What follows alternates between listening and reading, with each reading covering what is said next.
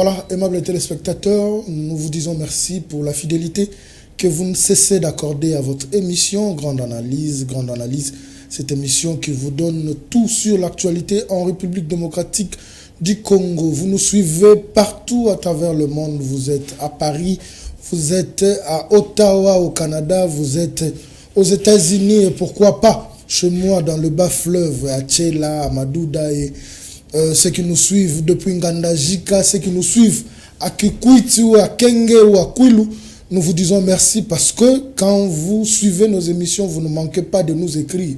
Surtout vous qui nous suivez via les réseaux sociaux YouTube, et plutôt via YouTube, nous voyons vos commentaires. À ce jour, un nouveau sujet ou deux nouveaux sujets.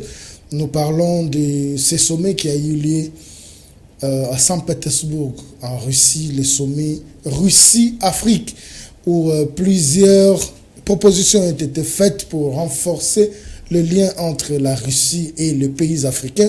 Et en dehors de ça, nous allons parler des élections, de ces élections qui font couler encre et salive quand le président de la CENI, Denis Kadima, s'est plaint, disons que déjà, pendant la pré-campagne, il y a plusieurs incidents qui se font. Nous avons vu M. Delis Sesanga être caillassé à Kananga. En dehors de ça, nous avons vu le parti de M. Mfumupa, Adolphe Mouzito, être vandalisé. Il semblerait que cela a été fait par les militants de l'ECD. Tout cela fait craindre, ou ça craint, parce que c'est un processus déjà de l'entame qui a été récusé par plusieurs politiciens. De l'autre côté, certains disent qu'ils n'iront pas faute d'inclusivité.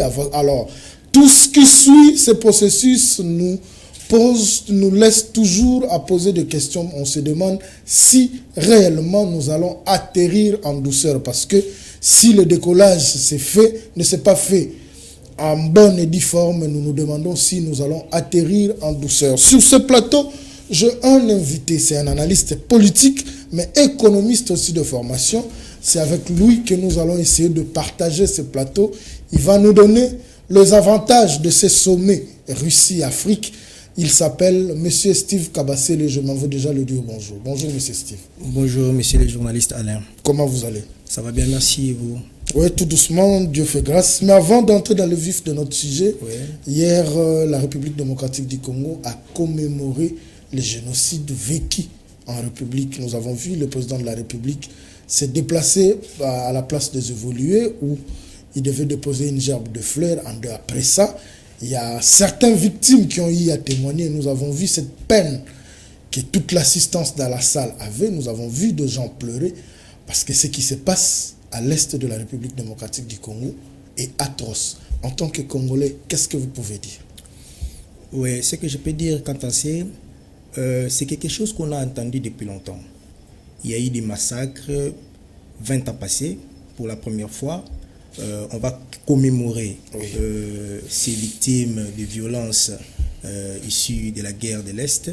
Et c'est vraiment un pas au-delà de ce que nous attendons comme justice pour tous ces massacres, que tout ce qui est cité dans ces dossiers, nous allons nous rappeler du dossier Mapping, qui a cité tous les gens, tous les commanditaires de ces massacres, soit déférés devant la justice. Mais c'est vraiment un pas que le chef de l'État a fait. Il faudra que chaque année, cela soit commémoré pour donner quand même de l'espoir, donner quand même un envie à tous ceux qui sont à l'est du pays, tous ceux qui ont perdu le leur d'avoir l'espoir, qui sont aimés, qu'ils ont un chef d'État et qu'ils ont les Congolais derrière eux, et ça sera vraiment une bonne chose pour notre pays. Quand le chef de l'État demande au Parlement de voter des lois qui ne va pas permettre à toutes ces personnes citées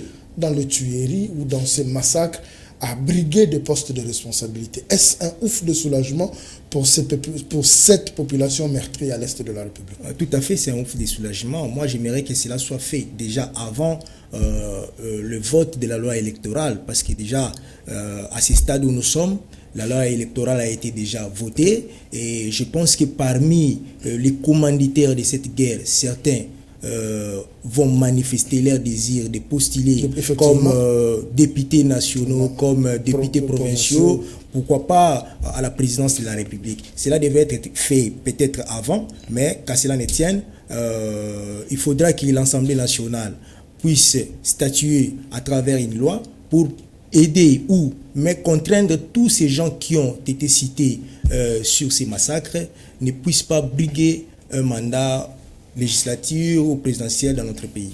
Voilà, merci beaucoup. C'était juste pour ouvrir la parenthèse. Nous allons entrer dans le vif de notre sujet. Le sommet Russie-Afrique, ça fait couler encre et salive.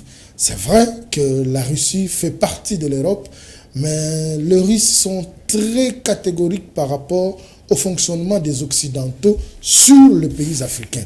Ce sommet a permis à ce que plusieurs présidents africains s'y rendent et essayer d'étaler les difficultés que les Africains sont en train de rencontrer. Nous avons vu une vidéo qui a circulé sur la toile. Avant d'entrer dans d'autres questions, il y a Vladimir Poutine qui a serré la main au président burkinabé et qui a demandé à son protocole de lui donner une enveloppe qu'il avait. Personne ne connaît le contenu, mais il a salué Sassou en passant. Juste une simple salutation. Certaines personnes ont dit que ce manque d'attention de Vladimir Poutine vis-à-vis à Sassou, c'était par rapport à sa rencontre avec Kagame. Ils ont sabré du champagne alors que Kagame était parmi ces pays qui jouent en faveur des Occidentaux au détriment des Africains. Vous êtes de cet avis? Avant de répondre à votre question, j'aimerais mettre encore un mot sur les massacres de l'Est. De l'Est, effectivement. J'aimerais que les gouvernements puissent construire un lieu mémorial plutôt, qui permettra même ceux qui viennent de l'étranger, viennent à chaque fois qu'il y aura une manifestation, une commémoration par rapport à cette date ou par rapport à tous ces victimes, qu'on puisse avoir un lieu où on peut venir commémorer pour, n'est-ce pas, donner un ouf de soulagement à toutes les familles de ces victimes. Alors, en ce qui concerne les sommets Russie-Afrique, je crois qu'il faudra d'abord comprendre une chose. Depuis que la Russie a lancé son offensive contre l'Ukraine en février 2022, il s'est retrouvé dans une situation d'isolement sur le plan international. Donc, alors, il a fallu pour lui trouver les nouveaux partenaires. Les nouveaux partenaires, c'est où? C'est en Afrique. Alors, Russie a commencé à, comment dirais-je, avec une offensive diplomatique et économique auprès des pays africains qui se sentaient lésés de la politique étrangère européenne. Et par exemple, le Mali, le Burkina Faso, il y a aussi les Guinée, il y a le Niger qui emboîte les pas.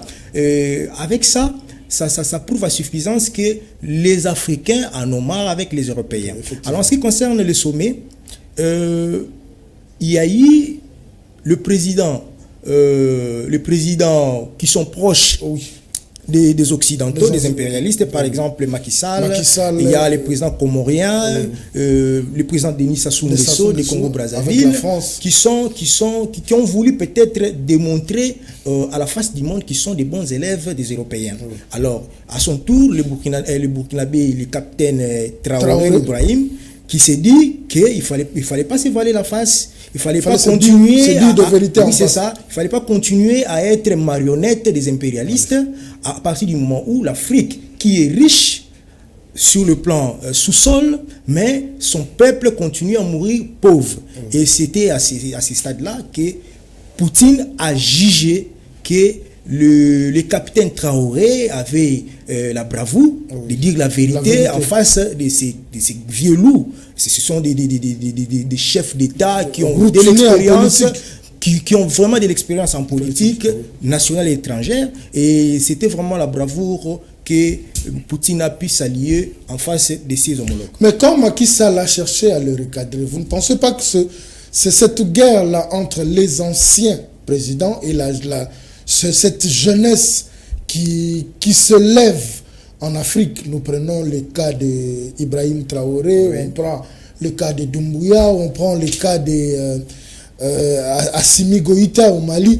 Vous ne pensez pas que c'est cette frange-là de jeunes qui vient actuellement au pouvoir? C'est vrai que nous déplorons que ce soit le pouvoir qu'ils ont pris par des coups d'État, mais Vous ne trouvez pas que c'est cette jeunesse qui cherche à faire le bras de fer avec, permettez-moi que je dise, cette vieillesse, c'est-à-dire cette catégorie de vieux qui gère le pays africain? En fait, il y a manqué le courage auprès des chefs d'État africains, depuis toujours. On s'est dit, si j'ai dit des vérités à la communauté internationale, c'est mon pouvoir qui est mis en cause. Alors, avec ceux qui sont venus aujourd'hui en dépit des pratiques ou des pratiques machiavéliques par lesquelles ils ont accédé au pouvoir, que nous condamnons, parce que ce sont des systèmes révolus, des coups d'État révolus. Je crois que ces jeunes présidents ont eu le courage de dire à la communauté internationale, aux Européens, aux États-Unis d'Amérique, c'est que tous ces vieux n'ont pas pu faire hier. Oui. Traoré est entré d'emboîter les pas des musées Laurent Désiré Kabila, de Thomas Sankara. Il y a aussi Lumumba qui ont dit non à la communauté internationale, qui était là pour, comment dirais-je, qui était là pour protéger d'abord les intérêts de l'Afrique. C'est très important. Et moi, je pense que Sassou, Macky Sall n'ont intérêt que de protéger leur pouvoir, faire voir à la communauté internationale que nous sommes des bons élèves de l'Union européenne. Est-ce que Macky Sall peut être un exemple? Parce que c'est vrai, malgré qu'il a renoncé à un troisième mandat, mais ce forcing-là qu'il a fait, ça fait couler aussi du sang des Sénégalais. À ce jour, voir le capitaine Traoré dire que nous devons arrêter d'être les marionnettes des Occidentaux, mais il a aussi épinglé un truc que moi je retenu. Il a demandé aux présidents africains de chercher à faire développer leur pays d'eux-mêmes. Et est-ce qu'à ce jour, ce vieux-là, qui sont partants, parce qu'ils sont partants, peuvent servir de modèle à l'Afrique? En tout cas, je ne pense pas que Macky Sall soit un modèle pour l'Afrique. Je me rappelle quand Macky Sall est accédé au pouvoir, et il a fait la remise et reprise avec Abdoulaye Wade.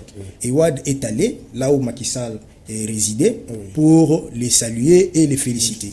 Et à la fin du mandat de Macky Sall, vous avez vu ce qui s'est passé au Sénégal.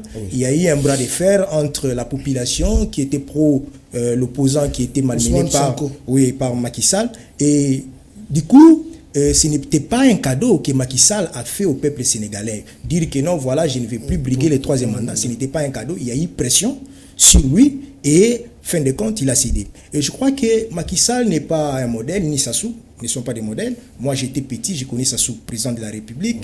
J'ai grandi, Sassou est toujours président de la République. Je ne pense pas que ces vieux présidents soient des modèles pour l'Afrique. Et surtout qu'ils sont dans un cartel qu'on appelle l'Union africaine, qui est devenu comme étant un mousiki des chefs d'État africains qui font allégeance à la communauté internationale, qui sont là pour donner les armes aux jeunes gens pour s'entretuer entre eux-mêmes en Afrique, en créant des groupes armés, en créant des groupes terroristes, ainsi de suite. Et voilà un peu, pour moi, je ne peux pas trouver que Sassou, Macky Sall soit le modèle en Afrique. Dans ce sommet, la République démocratique du Congo s'est fait représenter par le ministre de la Défense, Jean-Pierre Bemba, qui a vu le dirigeant russe après que le sommet, pendant son séjour en Russie, et ils ont parlé de questions touchant les commerces, les investissements, la sécurité, la coopération bilatérale entre la Russie et la Chine. Vous pensez que ce sommet pourra profiter à la République démocratique du Congo? Tout à fait. Ce sommet pourra profiter à la République démocratique du Congo, plutôt, dans la mesure où il faudra savoir d'abord quand nous contractons qu'est-ce que je peux dire là, quand on veut faire une coopération, voilà les termes que je cherchais, une coopération bilatérale ou multilatérale, j'aimerais qu'on puisse savoir qu'est-ce que nous apportons, parce que la Russie est en train de jouer sur ses intérêts. De même, la RDC doit aussi jouer sur ses intérêts. Et nous pouvons profiter sur les transferts technologiques, nous pouvons profiter sur les armes il y a la guerre qui est à l'est, qui est à l'est. La Russie peut nous aider avec les équipements militaires. Tout à fait, parce que vous savez que l'Afrique est un continent solution. De même, la République démocratique du Congo, qui est un pays solution sur le plan énergétique, sur le plan, comment dirais-je, climatique. Et je crois que avec tout ce que nous avons comme potentiel, ça peut nous servir sur le plan international, en coopération bilatérale avec la Russie, pour nous permettre d'avoir ce que nous avons besoin, ce qui peut nous aider aujourd'hui, tout en sachant que la Russie ne viendra pas développer la République démocratique du Congo. Ce sont les Congolais eux-mêmes qui pourront développer leur pays, tout en mettant la conscience en avant. Tout en mettant la conscience en avant, oui, nous voulons bien.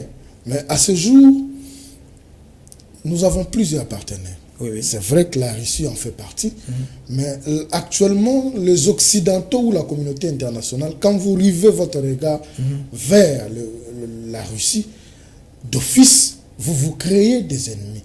Et aujourd'hui, la position que commence à prendre la République démocratique du Congo par rapport à la Russie commence, ne pensez-vous pas que ça pourra relever d'un point qui pourra entacher les relations ou qui pourra détruire les relations que nous avons avec le reste des Occidentaux, les États-Unis, la France, la Russie, parce que le régime Kabila l'a connu quand il a signé des accords de partenariat avec la Chine, il était devenu la bête noire de tous ces Occidentaux. Est-ce que ne pensez-vous pas ces partenariats qui sont en train d'être signés, parce qu'on parle des accords commerciaux qui sont signés entre la Russie et les pays africains, bien que le débit se fera entre l'Égypte, la Tunisie et le Maroc, mais après, cela descendra dans d'autres zones en Afrique. Ne pensez-vous pas que ça pourra nous créer des ennuis, surtout que nous dépendons plus de ces Occidentaux que de nous-mêmes? Ce qu'il faudrait savoir ici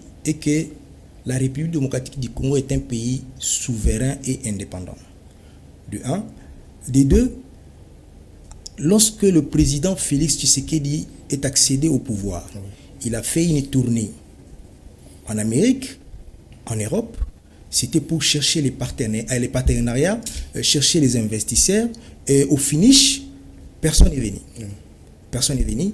Et si le Congo décidait aujourd'hui de regarder de l'autre côté, en Asie, où il peut trouver des partenaires sérieux, des partenaires qui peuvent nous regarder d'une manière sérieuse aussi, qui peuvent nous apporter ce que nous avons besoin, je ne trouve pas des inconvénients. Certes, les Européens, les États-Unis ne pourront pas accepter, ils vont chercher à tirer des ficelles en alimentant des groupes armés pour créer des guerres par-ci, par-là, et je crois que c'est ça l'ère politique, et c'est comme ça que nous aussi, nous devrions à notre tour travailler en interne, avoir une armée forte, se préparer sur le plan économique pour faire face à tous les aléas qui pourront venir, parce que ça il faut pas vraiment se voiler la face. Ça finira par venir parce que les États-Unis ne laisseront pas faire. Ne laissera pas la Russie puisse gagner du terrain en Afrique, que la Russie puisse gagner du terrain ou la Chine en République démocratique du Congo, parce que ce sont leurs intérêts qui priment d'avant,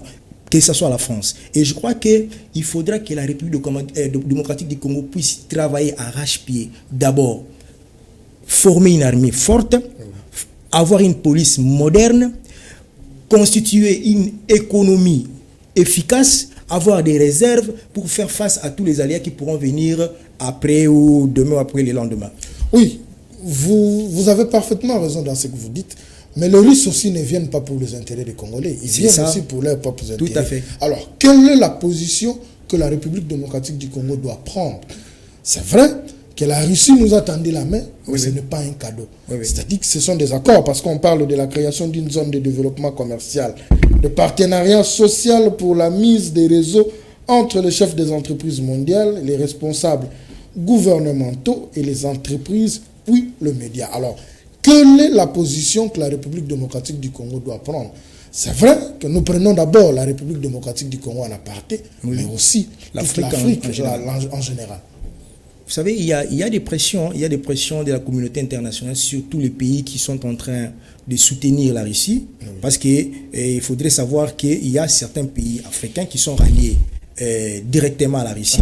Et il y a certains qui se sont présentés dans ces sommets d'une manière protocolaire, et ça on ne peut pas se voiler la face. Et de deux, il faudra que la République démocratique du Congo ne puisse pas céder à cette pression de la communauté internationale. Vous savez, il y a un auteur, David Ricardo, qui a parlé des avantages comparatifs, c'est-à-dire dans les échanges commerciaux, il faudrait que quand j'amène ce que je dois vous produire, ce que je dois vous vendre, que je puisse gagner des retours. Mais qu'est-ce qui se passe? Nous produisons tout ce que nous produisons comme minerai. Ce sont les preneurs qui fixent les prix à notre place. Et ce sont ces Occidentaux qui ont un regard au chef d'État africain, un regard paternaliste, comme l'a dit le président Félix Tshisekedi. Et aujourd'hui, si on est en face d'un partenaire qui nous regarde avec sincérité, qui veut, comment dirais-je, collaborer avec la République démocratique du Congo ou l'Afrique avec sincérité, je ne trouve pas d'inconvénient. Et je sais que ça ne sera pas facile. Les États-Unis n'y vont pas pour nous laisser tranquilles. Et la France également. Ils vont chercher à manigancer, trouver peut-être d'autres pions qui vont soit dans l'opposition, soit dans la société civile, qui peuvent leur garantir les intérêts. Et je pense que le président de la République, il a l'obligation, en tant que garant des bons fonctionnements des institutions de la République, il a promis à la population congolaise, comment dirais-je, le lait et le miel. Et je crois que si nous trouvons que du côté de la Russie, on peut se retrouver et que le Congo peut se retrouver à travers ces minéraux, que le Congo peut se retrouver, ou soit peut bénéficier des transferts technologiques de la Russie, peut bénéficier des armes, des équipements militaires de la Russie, que les États-Unis n'arrivent pas à nous donner. Ils ont promis, ils n'ont rien fait. La France également. Et moi, je pense que le Congo est souverain et indépendant. Il peut s'assumer jusqu'au bout. Pour qu'on puisse terminer cette page du sommet Russie-Afrique, nous avons parlé du Congo.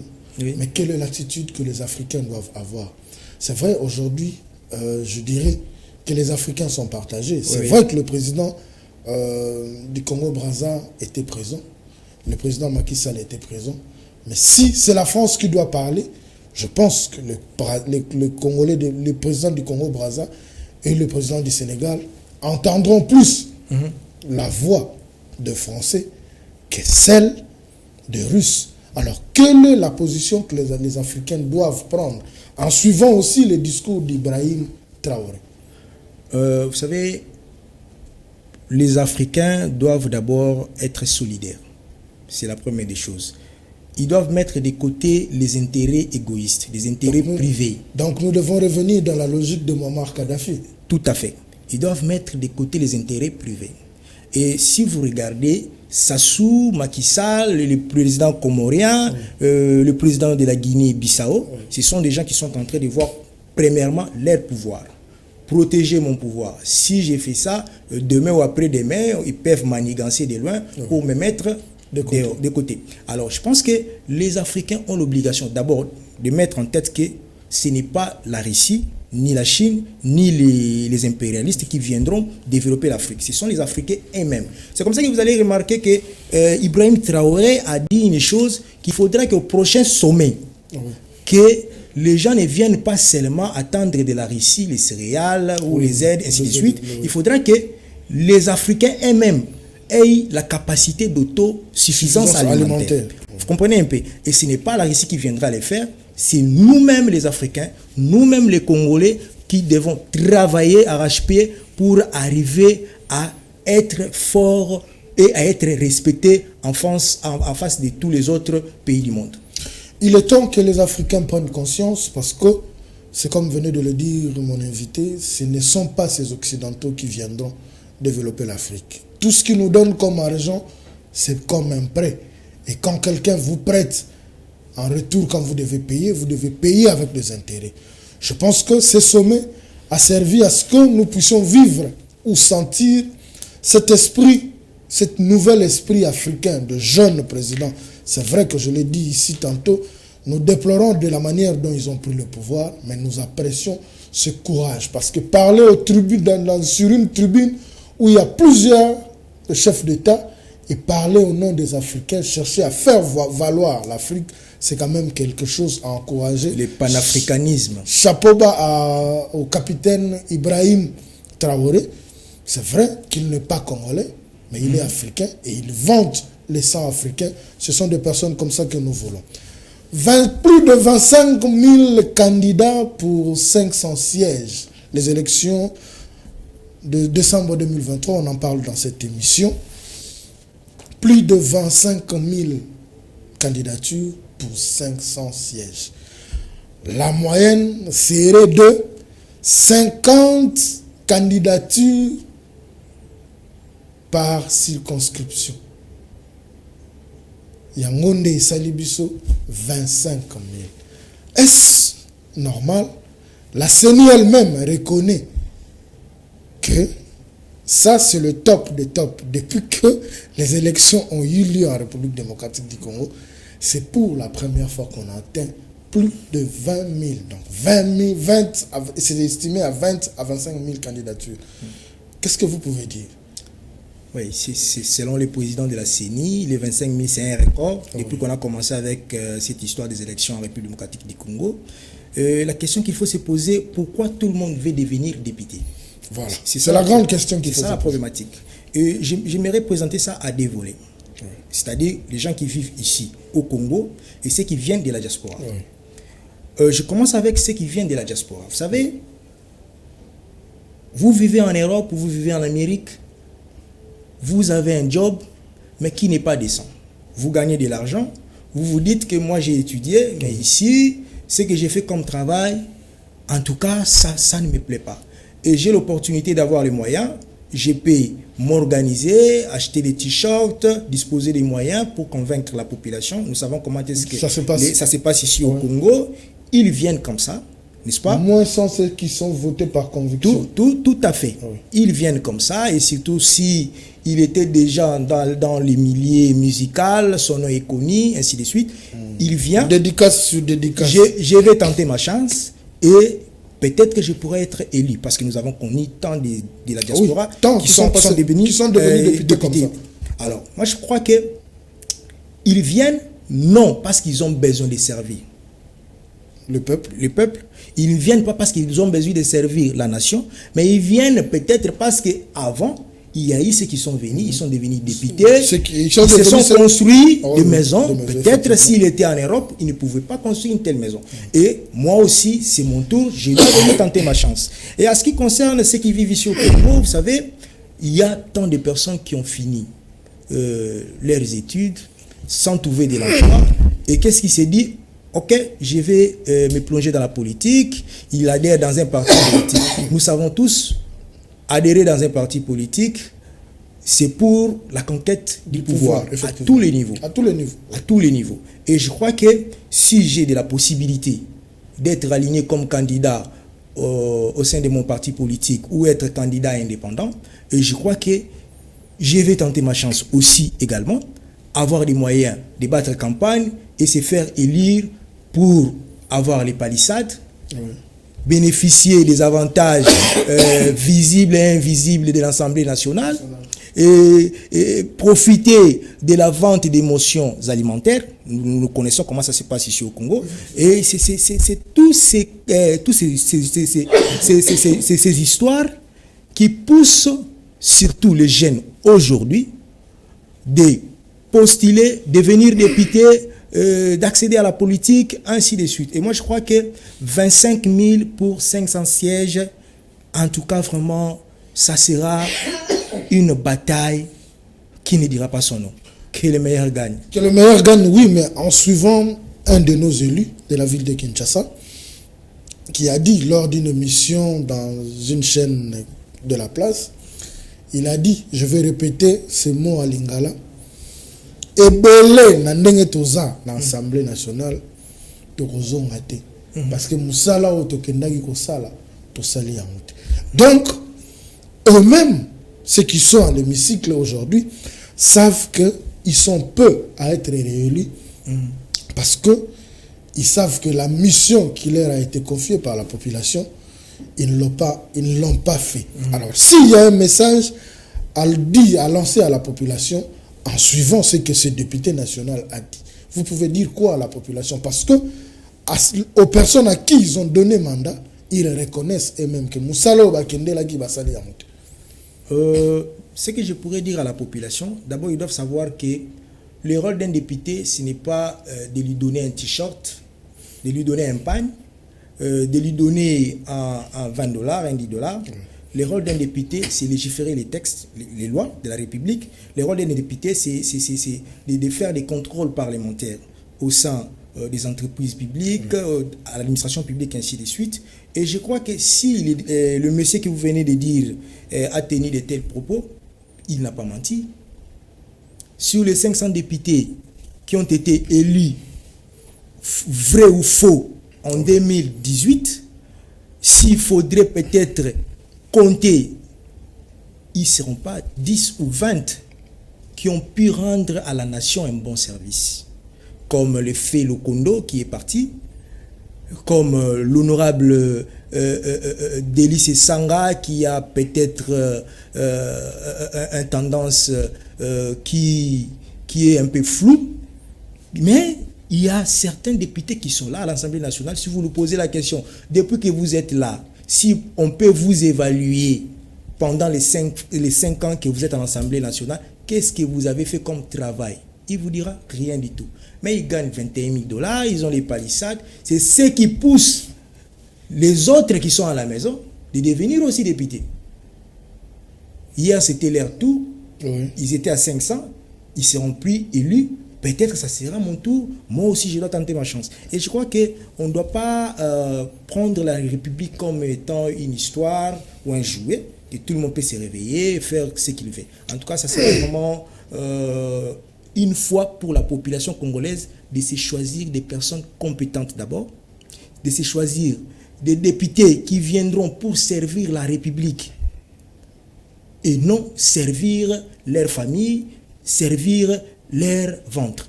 Et vous allez remarquer qu'il y a une question qui a soulevé la tollée, cette histoire des suppléants. Effectivement, c'est là que je voulais en venir quand vous parlez de famille. Oui, oui. Une grande majeure partie des candidats qui ont postulé, nous avons vu sur la toile, et certes, nous sommes allés voir aussi, quand on a affiché les candidatures retenues, plusieurs candidats ont pris comme suppléants soit leurs petits frères, soit leurs enfants, soit leurs femmes. Tout ça, qu'est-ce que ça signifie? Ça signifie que l'argent en République démocratique du Congo, pour en avoir facilement, il faut faire la politique. J'encourage peut-être l'UDPS qui a refusé à ce que les candidats puissent prendre comme suppléants les membres de leur famille, parce qu'ils se sont dit qu'au sein du parti, il y a des gens qui valent et qui peuvent être de meilleurs suppléants. Qu'est-ce que vous pouvez dire? Oui, ce que vous dites concernant l'UDPS, ici c'est officiel, en tout cas, c'est encourageant. C'est encourageant parce que je trouve anormal dans un parti politique où il y a les collaborateurs, les enfants sont peut-être en Europe, sont peut-être je ne sais pas moi où, vous estimez que celui qui peut être suppléant, c'est votre fille, c'est votre fils, c'est votre femme, dans l'esprit que pendant qu'il y aura les élections sénatoriales, je vais encore être candidat. Je serai aussi candidat aux élections provinciales. Si j'ai tous ces 3 sièges, moi je peux rester sénateur, ma femme députée nationale, mon fils député provincial. C'est ça, c'est leur calcul. Et moi je crois que tout ça devrait être débattu lorsqu'ils ont débattu la loi électorale à l'Assemblée nationale. Certes, il y a eu quelqu'un qui a proposé qu'on puisse élaguer cette disposition, mais tout le monde, les députés qui sont là actuellement, ils ont dit niet. Parce qu'ils savent que ça va de leur intérêt. C'est ça. Ils savent que c'est dans leur avantage. Donc, l'argent reste dans la famille. Et tous ceux qui sont dans vos partis politiques, comme secrétaire national, secrétaire exécutif, secrétaire général, ainsi de suite, qui se battent jour et nuit pour l'existence du parti, ils n'ont pas droit. Ils ne sont pas compétents. Ce sont que vos femmes, vos enfants qui sont compétents. En tout cas, vraiment, on doit cesser avec cette histoire. On doit vraiment cesser avec cette histoire. Celui qui est compétent, celui qui est habilité à donner quelque chose de bon à la République, donnez-lui la chance. Plusieurs personnes ont dit que le bureau de la CENI, plusieurs membres du bureau de la CENI, Oui. leurs membres de famille aussi, certains c'est les femmes, Oui. certains ce sont les enfants, ont postulé. Est-ce que c'est interdit quand on est membre du bureau de la CENI qu'un membre de notre famille puisse postuler? Où serait le mal si le fils peut-être de Denis Kadima a postulé, ou si la petite sœur de Patricia Sey a postulé? Où serait le mal? En tout cas, je ne pense pas qu'on peut être juge et partie à la fois. Ok? Le président de la CENI, président Kadima, que je salue en passant, il s'est dit, voilà, ma femme, mon fils, ma fille doit postuler. Voyez-vous le président Kadima laisser son fils échouer? Voyez-vous peut-être Messia G. Matembo laisser sa femme échouer? Mais pourquoi faire de procès d'intention? Parce que cela n'est pas encore arrivé. C'est une compétition. Tout à fait, c'est une compétition. Nous savons comment ça se passe au Congo. Ils sont dans la cuisine. Ce sont eux qui vont organiser les élections. Ce sont eux qui vont traiter les contentieux électoraux avant d'arriver à la Cour constitutionnelle. Ça va commencer à la CENI. Je vais vous rafraîchir la mémoire. Vous savez tous ce qui s'est passé en 2018. On nous a dit quoi? Les députés nationaux ont été nommés. Nommés, effectivement. Ok? C'est ce qui a circulé. Entre guillemets. Oui, entre guillemets. Donc, si je peux corriger, les députés nationaux seraient nommés. Oui. Je préfère utiliser les conditionnels. Les députés nationaux seraient nommés. Dans l'hypothèse où cela serait vrai. Oui. Voyez-vous ceux qui sont aujourd'hui être des saints pour ne pas faire cela?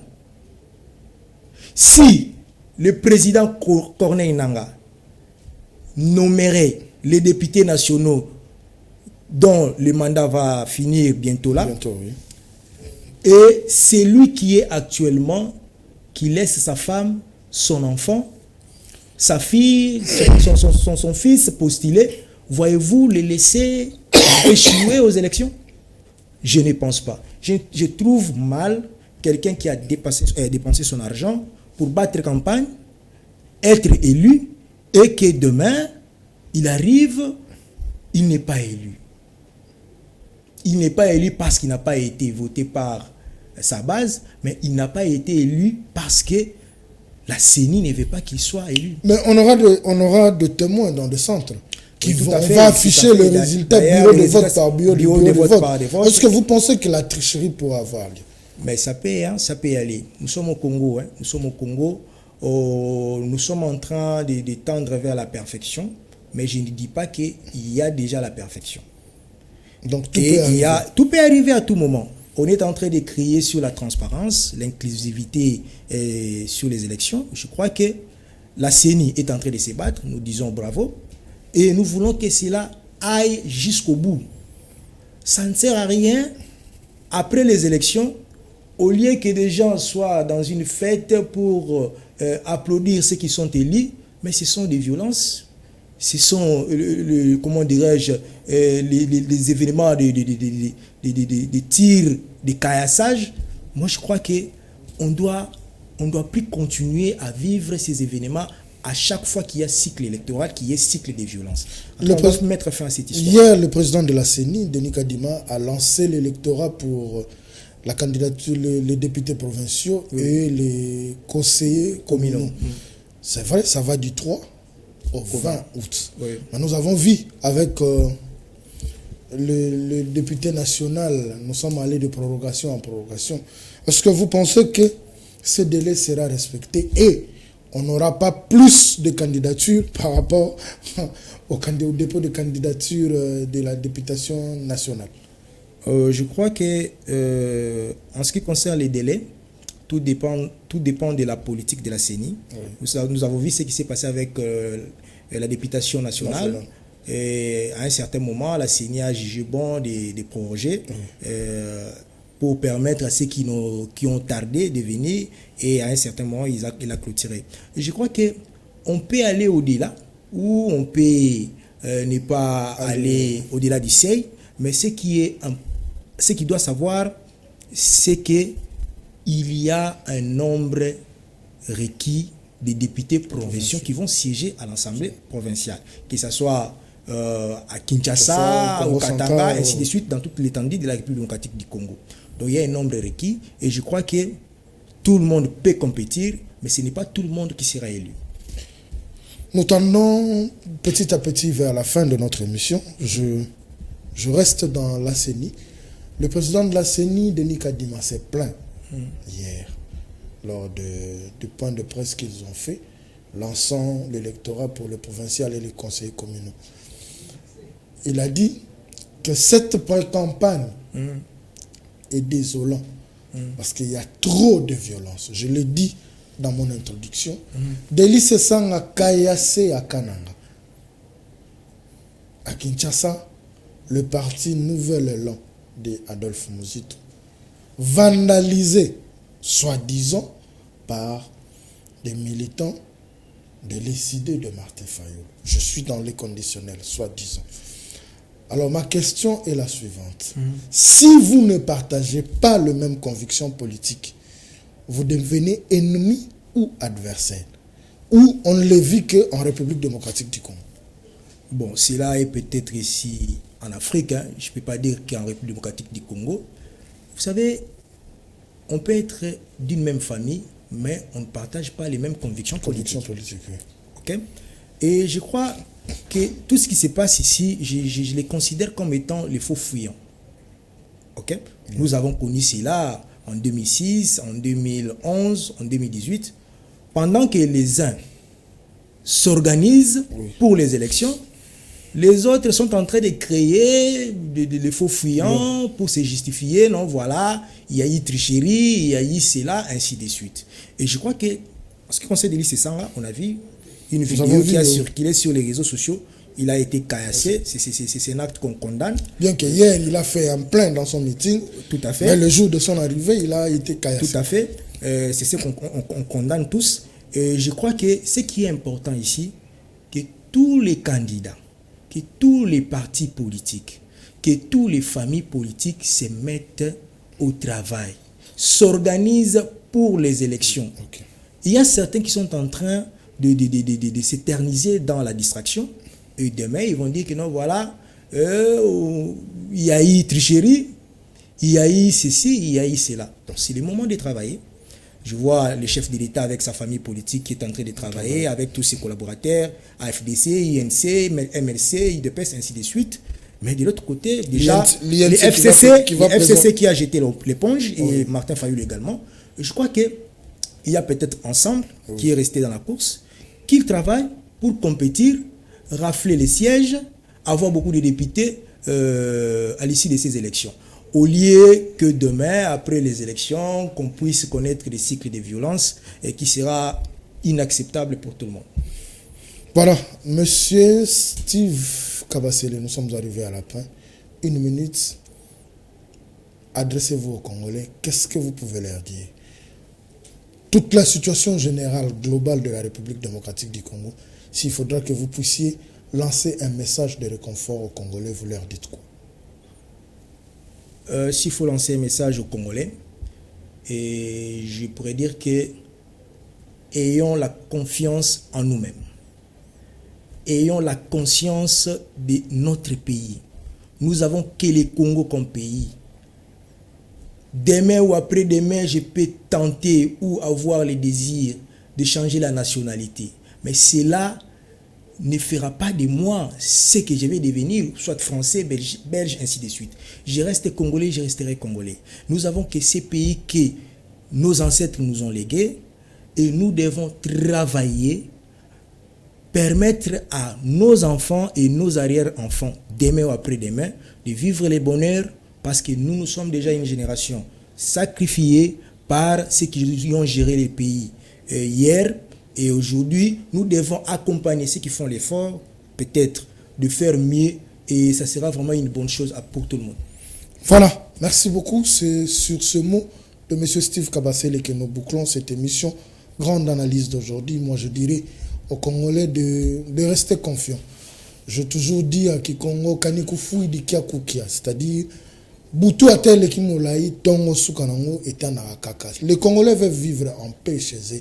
Les Congolais veulent avoir de l'électricité, de l'eau en permanence. Parce que l'eau, nous en avons. Les barrages hydroélectriques, nous en avons. Mais qu'est-ce qui fait que les Congolais puissent vivre dans cette désolation? Nous en appelons à la conscience de nos autorités. Les Congolais vous aiment.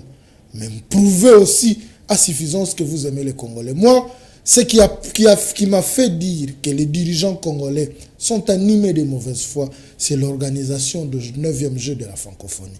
En un laps de temps, nous avons vu des bâtiments se construire. Parce que c'est le jeu de la francophonie.